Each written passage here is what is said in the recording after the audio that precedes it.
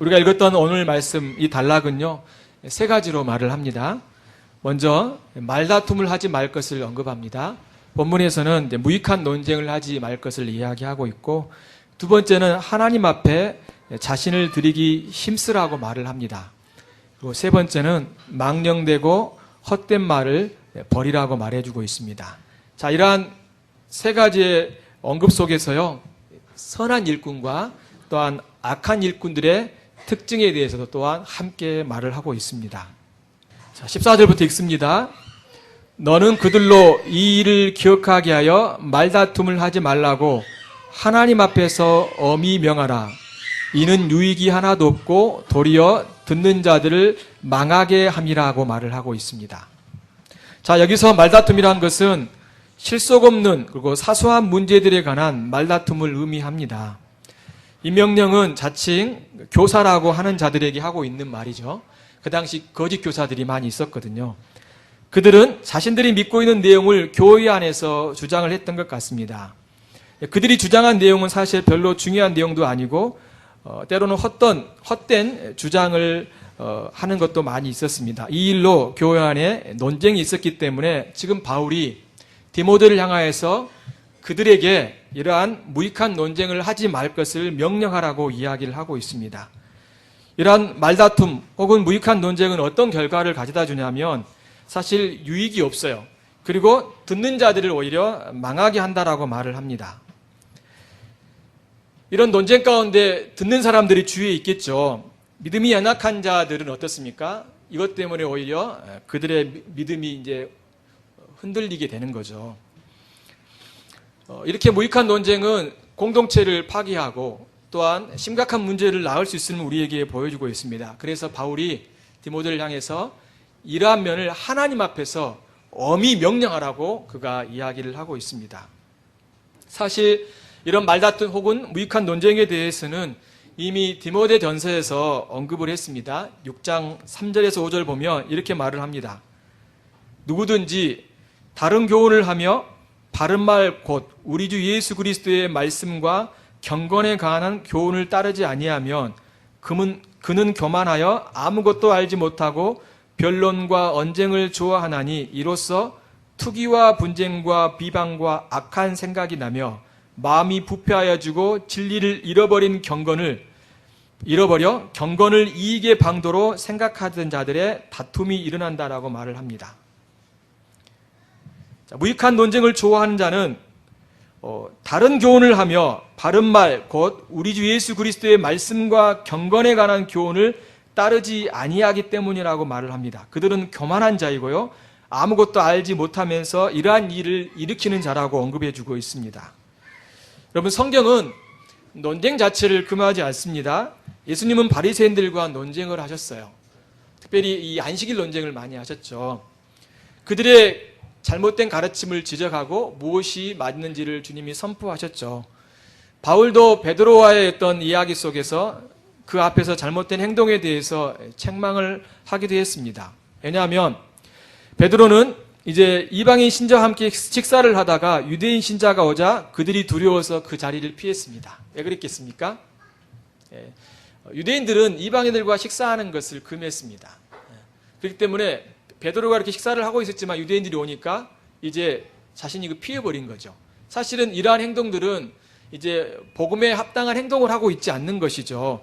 이 일 때문에 다른 유대인들도 그렇게 했고요, 또한 바나바도 사실은 그것 때문에 유혹을 받았다라고 이야기를 하고 있습니다. 그래서 바울이 그 부분에 대해서 분명하게 말을 해주고 있는 것입니다.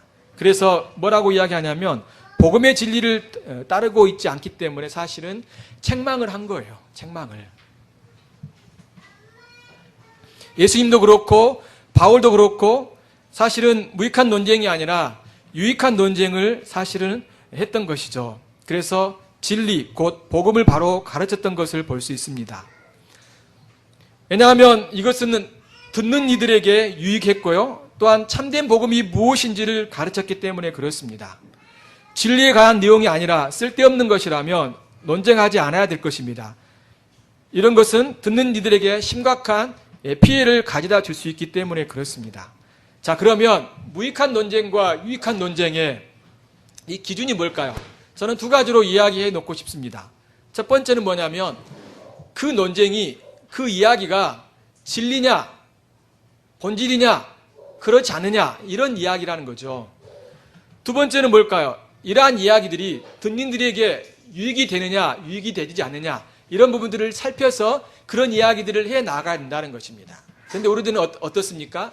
이야기를 하다 보면 그런 부분들을 살피기보다도 우리는 그냥 서슴없이 많은 이야기들을 해 갑니다. 그렇지만 주위에 있는 사람들도 함께 생각을 해야 됩니다. 두 사람끼리 이야기할 수 있을 수 있어요. 그렇지만 교회 안에서 이러한 논쟁들을 이야기할 때 사실은 그 논쟁에 대한 중요한 주제뿐만 아니라 함께 있는 사람들도 고려하면서 이야기를 해야 될 것을 바울이 가르쳐주고 있는 것이죠. 이 부분 우리가 깊이 생각해 볼 필요가 있는 것입니다. 왜냐하면 연약한 자들이 그로 인하여서 시험에 들고 또 믿음에 떨어질 수 있기 때문에 분명하게 이 부분을 언급해 주고 있는 것이죠.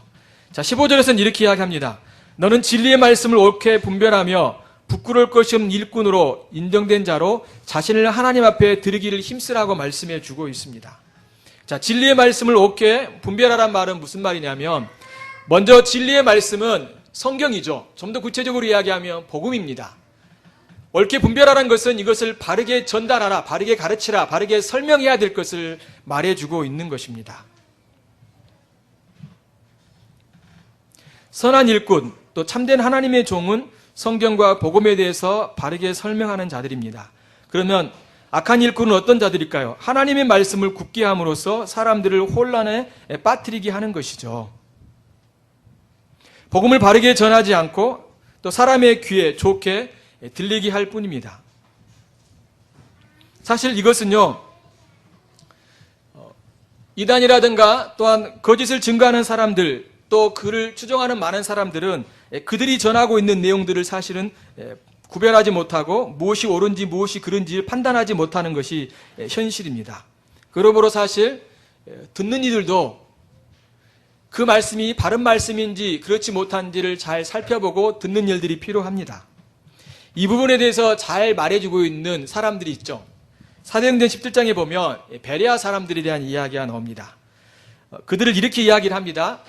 데살로니가에 있는 사람들보다 더 너그러워서 간절한 마음으로 말씀을 받고 이것이 그런가 하여 날마다 성경을 상고한다라고 말을 해주고 있습니다.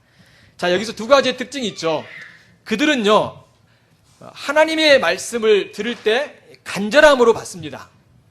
그런데 그것으로 끝나지 않고 말씀 사역자들이 전한 말씀이 그 사실이 맞는지를 잘 살펴보고 알아보고 정말 그런지 날마다 성경을 연구한다라고 말을 해놓고 있습니다. 우리는 어떻습니까? 우리는 너무 전자말을 강조합니다. 사실 이 두 가지가 필요하죠. 그런데 우리는 하나님의 말씀을 잘 듣는 것에만 강조합니다. 그런데 하나님의 말씀을 잘 듣기 위해서는요, 그런 판단력이 필요합니다. 그러기 위해서는 본인이 하나님의 말씀을 읽어야 되고 그리고 바르게 잘 배워야 돼요. 그렇지 않고서는 그 판단력이 생길 수가 없는 것이죠. 그렇기 때문에 왜 이단이 판을 치고 또 거짓 복음들과 다른 복음들이 기독교 속에서 이렇게 활개를 칠까요? 그것은 말씀을 전하는 사람들도 문제가 있지만 듣는 사람들도 문제가 있는 거예요. 판단력이 없어요. 그 말씀이 바르게 전해지는지 바르게 전해지지 않는지를 판단이 안 되는 거예요. 그러다 보니까 쉽게 그 길로 따라가 버립니다. 따라가 버리죠. 요즘 사람들의 관심은 무엇에 있을까요? 이 말씀이 정말로 하나님의 말씀이 바르게 선포되는지 이것을 알려고 하는 것보다 왜 그게 중요할까요? 성도는요, 하나님의 말씀에서 우리에게 명령하시는 것에 따라 순종하며 살아가는 자들입니다. 만약 예를 들어 성경에서 명령하지 아니하고 성경에서 가르치지 않는 내용들을 우리가 따를 필요가 있습니까? 없습니까? 없어요. 성경에서 가르치지 아니하고 우리에게 명령하고 있는 내용이 아니라면 우리는 그 말씀을 따라야 될 이유는 없어요. 그렇죠? 분명히 우리가 따라야 될 것은 하나님이 그렇게 명령하셨고 우리에게 하나님이 가르치시는 내용에 따라서 순종하는 것이 필요합니다. 그러므로 신앙생활이라는 것은 하나님이 말씀하신 것에 따라 순종하는 것이 신앙생활이지 전통적으로 관습적으로 따라가는 것은 신앙생활이라고 말하지 않아요. 그렇다고 해서 기독교 역사 속에, 교회 속에서 신앙의 이러한 하나님의 말씀의 가치관을 두고 세운 여러 가지 아름다운 전통까지 다 무시하라는 말은 아닙니다. 그렇지만 그 말씀이 분명히 하나님의 명령이라면 우리는 그 말씀을 분명히 따라가는 것이 무엇보다도 중요합니다. 근데 우리는 많은 경우요, 하나님이 말씀하시는 것에 대해서 순종하기보다 그냥 우리가 만든 그런 관습과 전통 가운데 살아가는 모습들이 너무나 많이 있어요. 그래서 그것을 따르지 아니하면 내가 혹시나 잘못된 길을 가고 있지 않나 생각을 하지만 사실은 따져봐야 될 것입니다. 이것이 정말 하나님이 우리에게 명령하시고 말씀하시는 내용인지를 분명히 살펴봐야 되는 것이죠. 그래서 가장 중요한 게 뭐냐면 성경이 우리에게 뭐라고 말씀하시는지를 여러분이 분명히 알고 배우고 따라서 순종하는 것이 필요합니다. 근데 우리의 관심은요, 요즘 관심은 뭘까요? 하나님의 말씀을 바로 선포하고 주님의 뜻이 무엇인지를 알기보다도 그냥 나에게 흥미로우면 그 말씀은 좋은 거예요. 재미있어요. 들으면요, 좋아요. 나를 격려하고 위로하고 내 마음을 기쁘게 해줘요. 그런데 그렇지 못할 때는 어때요? 그 말씀을 받아들이려고 하지 않는 경향들이 있습니다. 여러분, 하나님의 말씀이 선포될 때 가장 중요한 것은 하나님의 말씀이 바로 증거되는 것이 가장 중요합니다. 그래야지만이 여러분의 영혼도 살고 여러분들도 하나님의 뜻 가운데 바른 길로 갈 수 있기 때문에 그렇습니다. 바리새인과 서기관들의 문제점이 뭐였습니까? 그들을 주님은 소경이라고 이야기를 했습니다. 소경이 소경을 인도하면 어떻게 될까요? 여기서 두 가지를 이야기해주고 있죠. 말씀을 전하는 자들도 소경이었고요, 말씀을 듣는 자들도 소경이었다라고 이야기를 하고 있는 것입니다. 둘 다 소망이 없는 것이죠. 그런데 예수님이 오셨어요. 하나님의 말씀을 바로 선포했습니다. 사람들이 그 말씀을 듣고 이제 진리를 알게 되는 거죠. 그래서 하나님의 말씀에 따라 주님을 섬기며 살게 됐던 것을 볼 수 있습니다. 그런데 사람들은 말씀을 바로 전하는 자를 어떻게 합니까? 그가 진실하게 믿음이 있는 자들이라면 그걸 받습니다. 그렇지만 믿음이 없는 자들은 그 말씀을 받지 않아요. 바리새인과 서기관들은 예수님이 전하신 하나님의 말씀을 받지 않았어요. 거역했죠. 그것을 통해서 바른 말씀이 전해질 때 그 말씀을 받느냐 받지 않느냐에 따라서 신자인지 신자가 아닌지를 알 수 있는 것입니다. 그러므로 저희 교회는요, 어떻게 하든지 하나님이 우리에게 주신 이 말씀을 통하여서 하나님의 뜻이 무엇이고 하나님의 명령이 무엇이고 무엇이 참된 하나님 말씀이신지를 우리가 알기를 힘쓰고 또 그 말씀에 순종하기를 힘쓰는 그런 공동체가 되었으면 합니다. 혹시나 우리 안에 들어와서 잘못된 말씀을 전한다든가 그릇된 말씀을 가르친다든가 아니면 다른 곳에서 배워와가지고 이것이 하나님의 말씀이라고 이야기하면서 사람들을 유혹하는 자들이 있다라면 우리는 그것들을 분명히 구별하고 그것이 아니다라고 말할 수 있는 그런 분별력 있는 공동체가 되어야 됩니다. 그러므로 목회자의 가장 중요한 사명은 무엇일까요? 그것은 사람들에게 좋은 말을 해주고 기쁜 말을 해주면서 사람들에게 좋게 해주는 것이 아니라 하나님의 말씀을 바로 선포하는 것입니다. 이 부분을 여러분이 분명하게 하셔야 돼요. 그래야지만이 우리가 함께 하나님의 교회로 세워져 가며 주님을 섬기는 공동체가 된다라고 말해주고 있는 것입니다. 여러분, 마태복음 7장 후반절에 보게 되면 이제 5장부터 7장까지 예수님께서 산 위에서 하나님의 말씀을 쭉 전하셨어요. 이렇게 하나님의 말씀을 전해주자 사람들은 어떻게 반응을 했을까요? 마지막 28절과 29절에 이렇게 말합니다. 예수께서 이 말씀을 마치심에 무리들이 그의 가르치심에 놀라니 이는 그의 가르치는 것이 권위 있는 자와 같고 그들의 서기관들과 같이 아니함이라고 말해주고 있습니다. 하나님의 말씀이 바로 선포되질 때 거기 안에는 진리가 선포되기 때문에 권위가 있는 겁니다. 거부할 수 없는 신자들은 그 말씀을 듣고 네 주님, 제가 주님 연약하지만 순종하며 주의 길을 따라가겠습니다라고 말을 하는 것이죠. 다른 내용에는요, 거부할 수 없는 하나님의 그런 권위가 담겨 있는 것입니다. 이렇게 하나님의 말씀이 선포될 때 거기 안에는요, 말다툼이라든가 무익한 논쟁이 있을 수 없습니다. 교회가 왜 분쟁을 하고 교회가 왜 이단에 이렇게 농락을 당하면서 혼란과 어려움에 빠질까요? 그것은 하나님의 말씀이 바로 선포되지 못했기 때문에 그렇습니다. 성도들도 하나님의 말씀을 분명히 알지 못하기 때문에 많은 혼란과 혼돈 가운데 빠지게 되는 것입니다.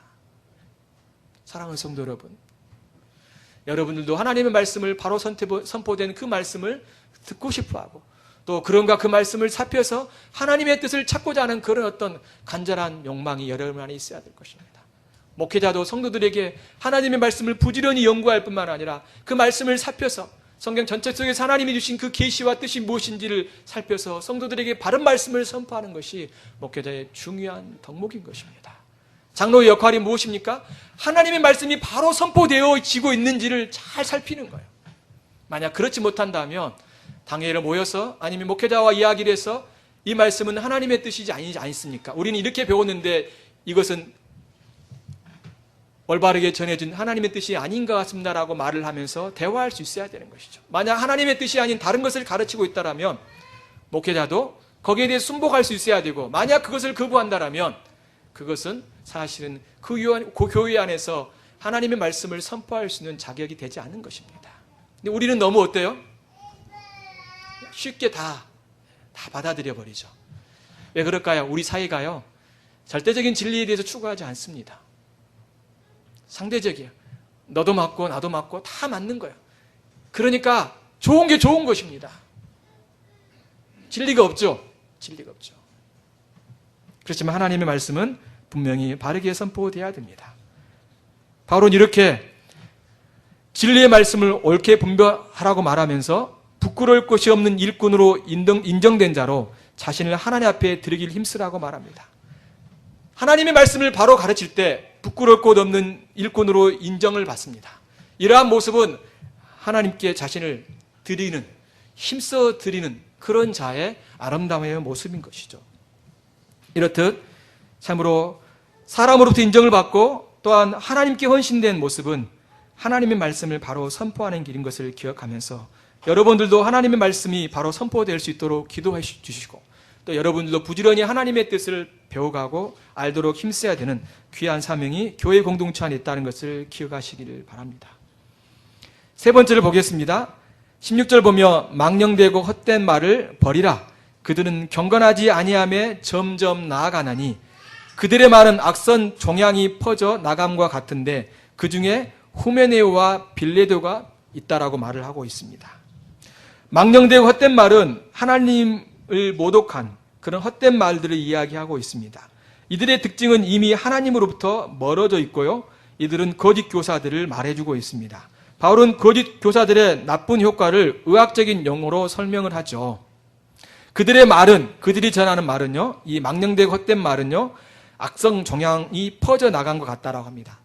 암이죠. 암이 몸에 퍼져나가는 것처럼 이 망령되고 헛된 말이 공동체를 이제 고통스럽게 또한 죽음으로 내몰고 있다라고 말을 해주고 있습니다. 그 대표적인 사람이 누구입니까? 후메네오와 빌레도입니다. 이들이 주장하는 내용이 18절에 나오죠. 진리에 관해서는 그들이 그릇되었도다. 이제 진리를 전하지 않고 바른 복음을 전하지 않고 그릇된 진리를 전하는 거죠. 부활이 이미 지나갔다 하므로 어떤 사람들의 믿음을 무너뜨린다라고 말해주고 있습니다. 자, 그들의 주장이 뭘까요? 부활이 이미 지나갔다라고 말을 하고 있습니다. 이들의 주장은요, 육체의 부활, 예수님이 부활하신 것처럼 성도들이 부활할 것, 육체가 부활할 것에 대해서 부인합니다. 오히려 육체의 부활보다도 영적인 부활에 대해서 이야기하고 있습니다. 당시 영지주의자들이 그런 주장을 했거든요. 이런 거짓 교사들은 부활의 실제를 믿지 않았고요. 이 부활에 대해서 비유적으로 이해했습니다. 왜냐하면 이 영지주의자들은요, 육체는 악하다고 봤어요. 그리고 영혼은 선하다고 본 것입니다. 그렇기 때문에 육체의 부활을 인정할 수가 없었던 거죠. 그래서 하나의 비유로 보는 것이에요. 그렇지만 분명히 이 육체의 부활을 부정하는 것은 이 복음에서 벗어난 행동입니다. 진리에서 벗어난 거예요. 관역을 잘못 맞추고 있는 것입니다. 요즘도 사람들이 그런 이야기들을 하죠. 어떤 이야기들을 많이 합니까? 주로 이런 자유주의 신학자뿐만 아니라 그런 신학 안에서 교회를 섬기고 있는 많은 신자들이 이야기를 하죠. 뭐 예수님의 부활을 부정하는 것은 당연한 거고요. 천국과 지옥 이것도 부정하죠. 예수님의 부활을 이것은 하나의 신화라고 이야기를 합니다. 전설이라고 이야기를 합니다. 천국과 지옥에 대한 이야기도 사실은 합당하지 않다라고 이야기를 해요. 그리고 예수님께서 성령으로 잉태되셨다. 그것도 사실 그들은 믿지 않고 다 신화라고 이야기합니다. 그런데 만약 성경의 이러한 내용들이 역사적인 사실이 아니다라면 하나님은 어떤 분이실까요? 거짓의 하나님이 되는 겁니다. 우리가 배운 것 중에 어느 것 하나라도 그것이 신화라든가 전설이라든가 사람들이 꾸며낸 이야기라면 우리가 배운 모든 것들은 다 거짓일 수밖에 없어요. 일전에도 제가 말씀드렸죠. 사람들이 천국은 있다고 이야기하지만 지옥은 있다라고 말하지 않습니다. 그런데 예수님은요, 지옥에 대한 이야기를 너무나 많이 하셨어요. 그러면 예수님이 하신 말씀이 거짓이 되는 거죠. 그러면 다른 모든 말씀도 다 거짓일 수밖에 없는 것입니다. 여러분들 중에 그런 생각 가질 수 있는 분도 있을지 모르겠어요. 다른 것은 다 믿는데 천국과 지옥은 못 믿겠다라고 하죠. 그것은 하나님 예수님이 그냥 꾸며낸 이야기고 사람들에게 바른 길을 가도록 바른 삶을 살도록 하기 위한 어떤 이야기일 뿐이다라고 말할지 모르겠습니다. 그런데 그 어느 것 한 가지라도 부정하게 되면 전체가 다 부정하게 되는 거고 하나님은 진리가 아니라 거짓말장이가 되시는 겁니다. 그러면 모든 것이 다 헛될 수밖에 없어요. 그래서 바울이 부활에 대한 이야기를 할 때 만약 신자들의 부활이 없다라면 예수님의 부활도 없을 뿐만 아니라 너희들이 믿는 믿음도 다 헛것이다라고 말을 하고 다 너희들은 거짓말장이고 전하는 사람들도 다 거짓말을 정하고 있다라고 말을 하고 있습니다. 그렇죠? 여러분 기독교의 진리는요 하나의 큰 덩어리예요. 진리의 덩어리입니다. 그 어느 것 하나라도 받아들이지 못하라면 신자일 수 없고 그 어느 것 하나 하더라도 믿지 못한다라면 사실은 진리라고 말할 수 없는 것입니다. 그런데요, 우리 중에는요, 이렇게 사람들을 유혹하고 넘어뜨리는 사람들이 있습니다. 몸 안에 종양, 이 암덩어리가 있을 때 우리의 몸을 죽음으로 내어 몰듯이 이런 거짓말과 잘못된 가르침들과 망령되고 헛된 말들을 통하여서 사람들을 믿음에 무너뜨리게 하는 그런 일들을 하고 있다라고 말을 하고 있습니다. 자, 여기서요, 거짓 교사들의 특징을 한번 잠깐 살펴보겠습니다. 이들은요, 무익한 논쟁을 하는 자로서 그들의 행동은 유익이 하나도 없고 도리어 듣는 사람들을 망하게 합니다. 게다가 불경하고 헛된 말을 하여 사람으로부터 점점 그들이 멀어져 가고 있습니다. 그리고 또한 그들의 말은 암처럼 퍼져나가 사람들을 믿음에서 떠나가게 무너뜨리게 한다라고 말을 해주고 있죠. 두 가지 면에서 볼 수 있죠. 그들은 점점 하나님으로부터 멀어져 갑니다. 두 번째, 사람들을 어떻게 해요? 믿음으로부터 점점 멀어지게 가게 만드는 것입니다. 거짓 교사들의 특징이죠. 하나님과 사람들에게 나쁜 영향력을 주고 있고 죽음의 길을 가게 하고 있는 것을 볼 수 있습니다. 저는 우리 성도들이요, 그냥 아무 집회나 참석하고 아무런 책이나 읽는 그런 어리석은 자들이 되지 않았으면 좋겠습니다. 우리 주위에는요, 다른 복음과 또한 하나님의 말씀을 떠난 거짓된 말씀들을 전하는 많은 사람들이 있음을 볼 수 있습니다. 그러므로 여러분의 영혼을 정말로 소중하게 여긴다라면, 그리고 여러분들이 정말로 하나님이 나를 사랑하시고 내가 하나님의 택하신 백성이라고 여긴다라면 그냥 자칭 설교자라고 하고 말씀을 가르치는 자라고 하고 목회자라고 하고 또한 선교사라고 하고 또 목사라고 하면서 말씀을 전하는 사람들의 말들을 여러분들이 쉽게 듣지 않기를 바랍니다. 듣더라도 잘 분별해야 돼요. 근데 분별력이 없으면 여러분들이 듣지 않아야 되고 그곳에 가지 않아야 됩니다. 오히려 우리의 믿음의 선배들이 물려준 이 신앙의 유산들, 또 하나님의 말씀을 바로 증거하는 많은 사람들이 있습니다. 우리는 또한 교회 안에서 하나님 말씀을 배우면서 우리는 그 말씀 안에서 참으로 우리의 신앙을 굳게 하고 주님을 따라가는 신실한 주의 백성들이 되어야 되는 것입니다. 그러므로 사람들이 어느 곳에 가자고 이야기하고 좋은 책이 있다라고 이야기하면서 여러분이 줄 때 때로는 그것을 거부할 수 있어야 돼요. 제가 이전에 부목사로 있었을 때 어떤 성도님이요, 어떤 책을 이렇게 보면서 너무 은혜를 받았나 봐요. 몰랐어요. 그래서 책을 한 권씩 다 선물로 주는 거예요. 부목사들한테 다 선물로 줬어요.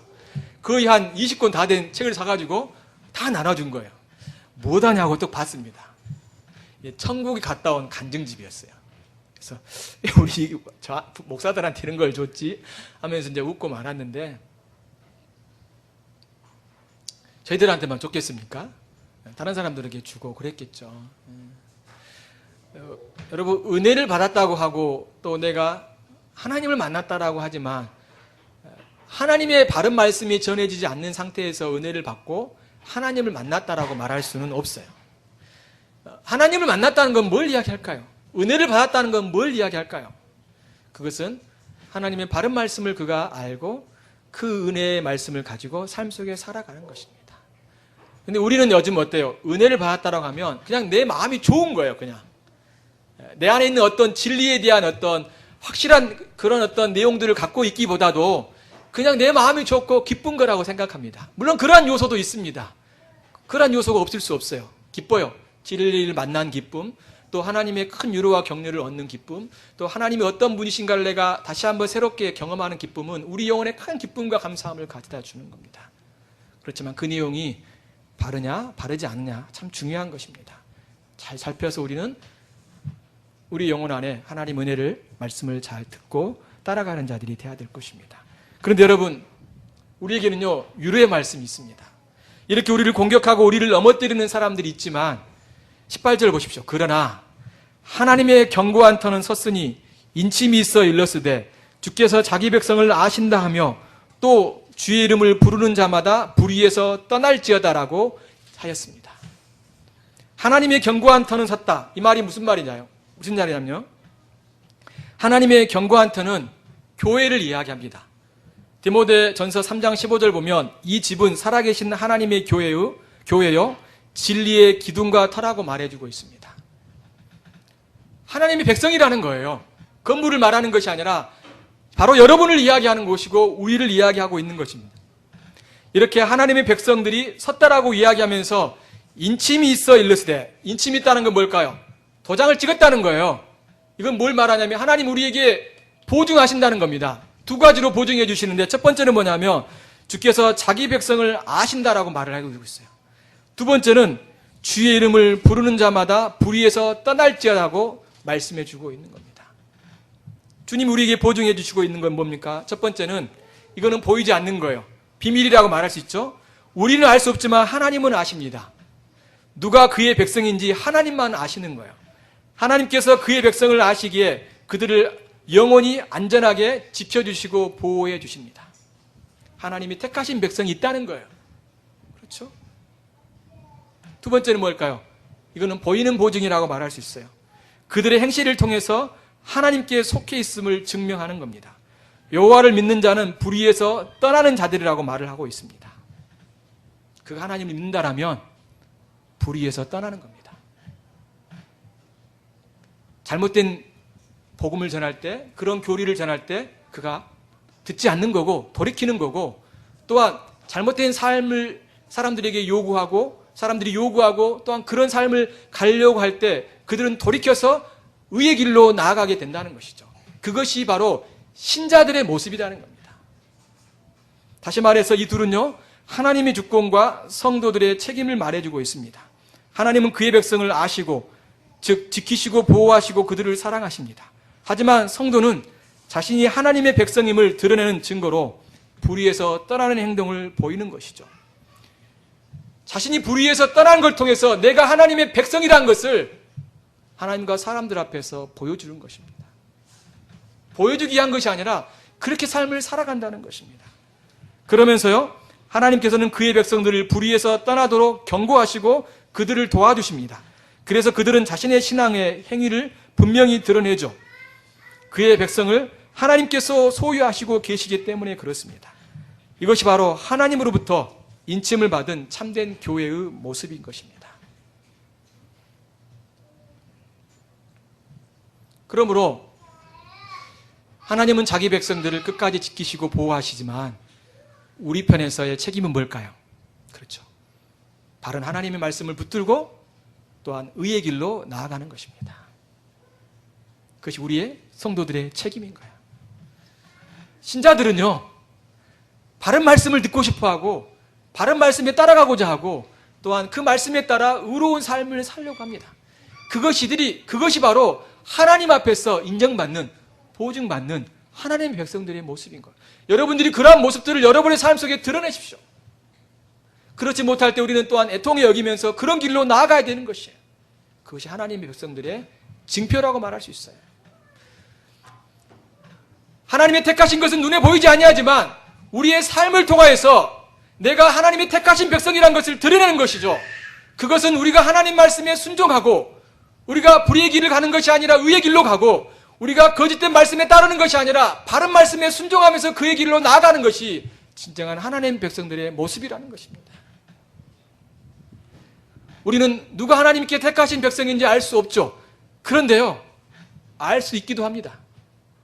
그가 예수님을 믿고 하나님의 말씀에 따라 불의에서 떠나 의로운 길로 나아가려고 하는 그런 모습을 보면서 저 사람이 정말로 하나님의 백성이구나라는 걸 알 수 있는 거예요. 그러므로 우리에게는 이것이 경고이기도 하지만 도전이기도 하고요, 우리의 책임이기도 합니다. 주님 우리에게 이 말씀을 주십니다. 그러므로 신자는 이 말씀을 받을 때 어때요? 즐거이 하나님 말씀을 듣고 싶어하고 또한 의의 길로 가기를 소망합니다. 왜요? 내가 하나님이 나를 택하셨고 나는 주님의 백성입니다라는 것을 사람들 앞에 또한 자신이 그런 모습을 통해서 드러내고자 하는 것이죠. 자, 끝으로요, 앞서 우리는 그 악한 일꾼에 대해 살펴보았습니다. 그들의 특징은 그릇된 가르침을 전하는 자들이고 그 결과 먼저 그들 자신이 하나님으로부터 멀어지게 되죠. 또한 사람들도요, 하나님으로부터 멀어지게 합니다. 결국 그들을 믿음에서 무너뜨리게 하는, 떠나게 하는 그런 일들을 이 악한 일꾼들이 하고 있습니다. 그러면 선한 일꾼들은 뭘까요? 하나님의 말씀을 바로 가르치는 자입니다. 그래서 하나님께 자신을 드리며 사람들로부터 인정을 받으며 하나님의 선한 일꾼들의 말씀 사역을 통하여서 그 백성들을 구원하시며 불의에서 떠나 의의 길로 가게 하는 그런 하나님의 도구가 되게 하시는 것입니다. 사랑하는 성도 여러분, 오늘 말씀을 생각하시면서 여러분, 우리는 하나님 말씀을 듣기를 주의해서 들어야 되고 또 하나님 우리에게 바른 말씀이 선포될 때 우리는 그 말씀을 잘 듣고 순종하면서 의의 길로, 주님을 섬기는 길로 나아가는 주의 백성들이 되어야 될 것입니다. 다 같이 기도하겠습니다. 이 말씀 생각하면서 우리 함께 기도하는 시간들을 갖습니다. 하나님 은혜를 구하고 주의 도우심을 구하는 기도를 하면서 함께 기도하겠습니다.